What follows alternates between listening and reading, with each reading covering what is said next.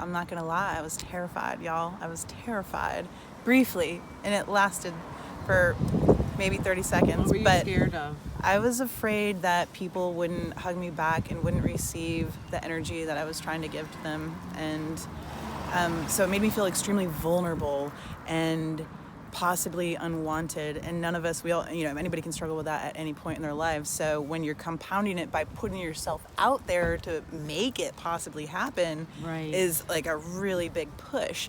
But What did you notice then when you started to do the hug, the Bliss Mob today? Like what changed, or when did it shift? oh, like we got out of the car and we were walking down the street, and my adrenaline started like coursing through. But then I felt empowered by the signs. I felt like I had something to guide me and kind of break the ice, if you will. And after the first high five, I felt like I was in, and then it just kept multiplying, and it was like a snowball effect of love, and it just compiled. And then when the children got into it, and the 7-year-old kid took my sign and just went out into the middle of the street and was like, free high fives, and all of the adults let down their guard. They were kind of worried about possibly hugging or high-fiving another adult, but when they saw a small child giving out the love vibe and the hug love drug, they just instantly, like, his hand was just smacked constantly.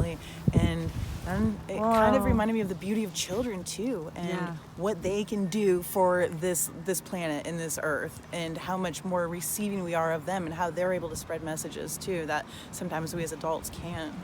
Beautiful. What would you say to people that are thinking about coming out to like a free hug event then? Would you recommend it? I mean, 1,000% I'd recommend it. It's so good to step outside of the box. We live in boxes, we live in small rooms, and we stare at boxes on our devices all the time. Like, our lives are just tiny boxes, and it's so imperative to get out of the box, to step out, to just have that human contact, that connection, that love.